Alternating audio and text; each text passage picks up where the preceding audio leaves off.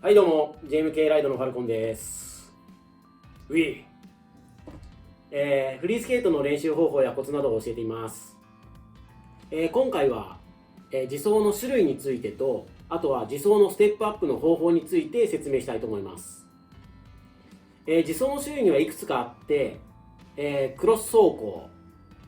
スネーク走行、パラレル走行、この3つがあります。それ以外にも、ワンフッターであったり、逆方向に進むことをフェイキー走行っていうんですけれども、それもあったり、あとは、回転系のトリック。これは足を離さないで、足の向きを変えることによってずっと回り続けられるので、これも自走の一種かなとは思ってるんですけれども、このぐらい種類がいくつかあります。まずはクロス走行についてなんですけれども、こちらは皆さんが最初に始める自走のやり方で、おなじみなんですけれども、自転車でペダル漕ぐのと同じように、左右の足、バラバラの方向に向けてお互いの足をクロスさせていくっていうのがクロス走行になります。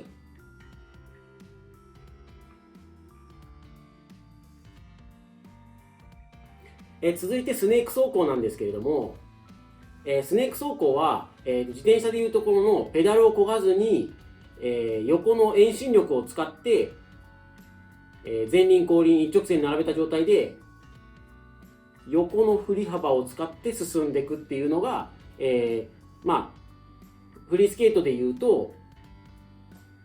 前足の軌道に合わせて後輪もついていく、後ろ足も追いかけていく、軌道が蛇のような動きになるのでスネーク走行って呼ばれています。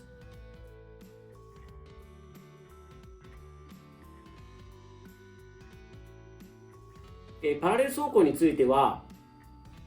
クロスと逆の動きになっていて、クロスでは、前足と後ろ足をお互い反対側の向きに動かして足をクロスさせていくっていう動きになりますが、パラレル走行に関しては両方とも足を同じ向きに動かして進む走行になります。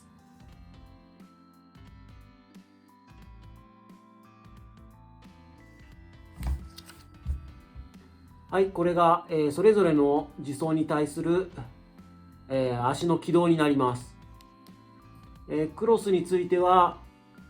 黒い線が前足、赤い線が後ろ足っていうイメージで書きました。で、クロ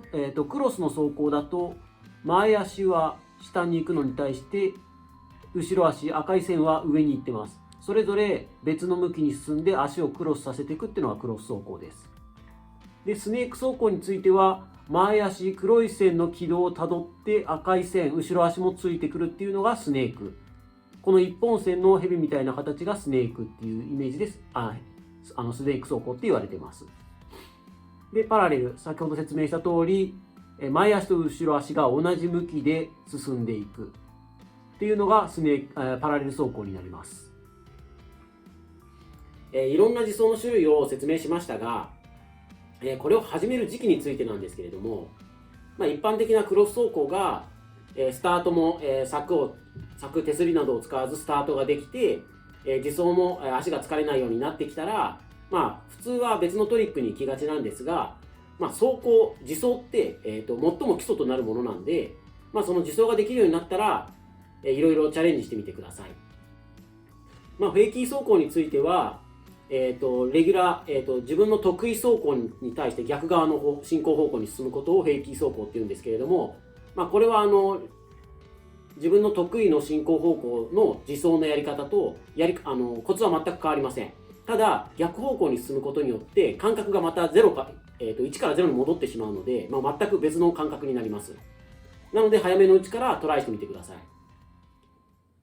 あとワンフッターで片足で滑る走行についても、これ実装ができるからって言ってワンフッターがいきなりできるわけではありません。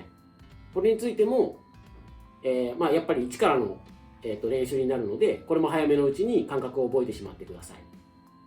い。で、自走のステップアップの流れなんですけれども、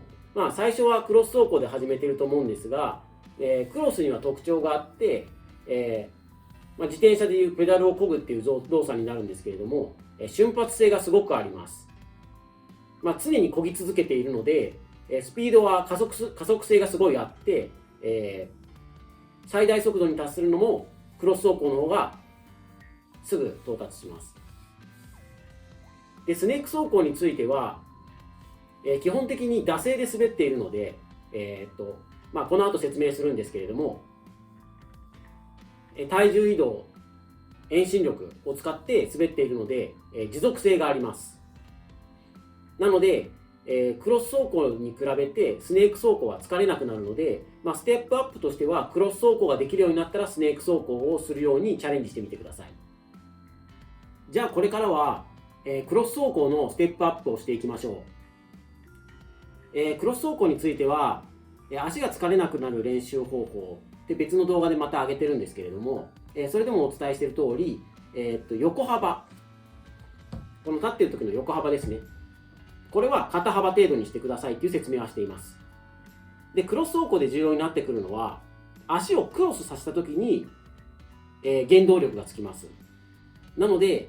その足をクロスさせる距離が多ければ多いほど加速していきます。なので横幅よりも縦幅、足をどれだけガニ股に外に大きく開いて内股に戻せるかっていうのが重要になっていきます。歩いている時で言うと、一歩一歩が大きく歩ける人はその分歩く速度も速くなります。それが例えば5センチ、3センチ、1センチってなってくると、一歩一歩の歩幅が少ないので、何回も何回も歩かない、足を踏み出さないといけなくなります。なので一回一回で、一漕ぎ一漕ぎで大きく漕げるように、まずは横幅ではなく縦幅を大きくするようにチャレンジしてみましょう。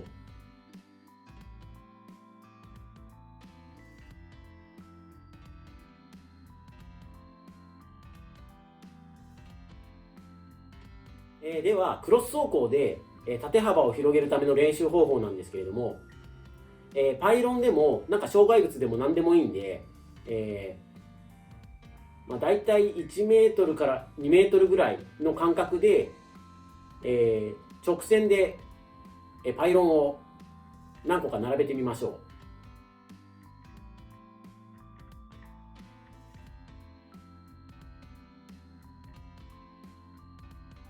はい、こんな感じに並べてもらって、そのパイロンに対して、クロス走行でその一個一個のパイロンをまたいでみましょ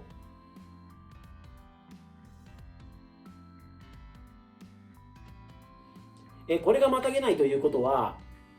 縦幅がやはり小さいので一個一個の障害物をまたげない。じゃあどうやったらきれいにまたげるようになるかっていうと、まずは膝をしっかり曲げてください。膝を曲げることによって足の可動域が広くなります。次に、いくつか並べたパイロンの真上を上半身が通るようにしてくださ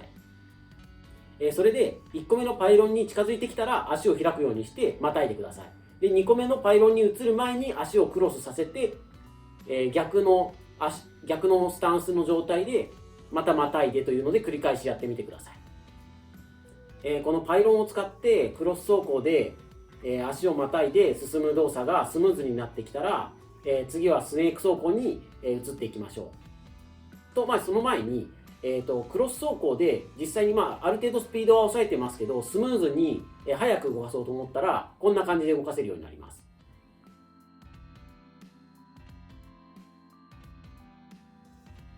はい、じゃあ続いてスネーク走行の、練習方法なんですけれども、同じようにパイロンを等間隔、1メートルもしくは2メートルぐらいで、並べてみてくださ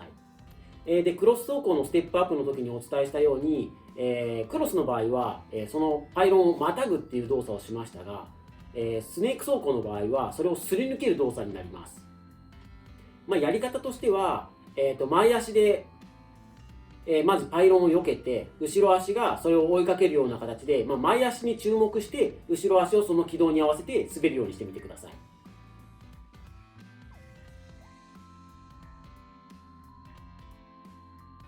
スネーク走行については、基本的に腰の動きを使って遠心力で、進む走行になるんですけれども、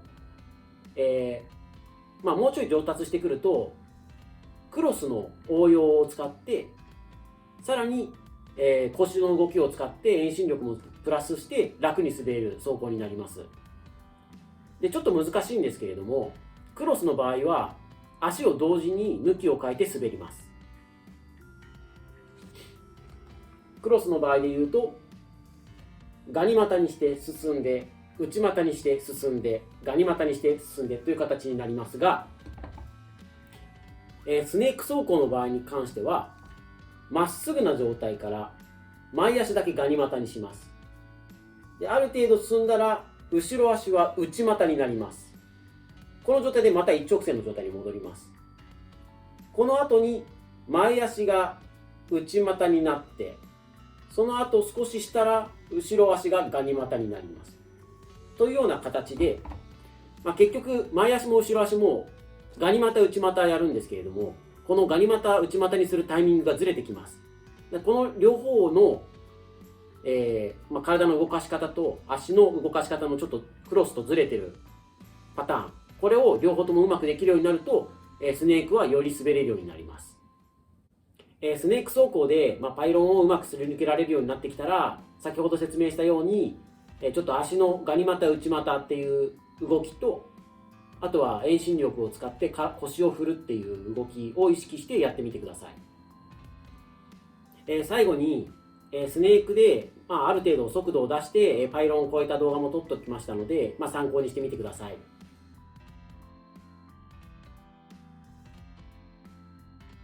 はい、これで以上になります。自走の種類と、あとはステップアップのやっていき方について説明してきましたが、参考になったでしょうか。これからもいろんな動画をまた説明していきたいと思いますので、よろしくお願いします。では、また見てください。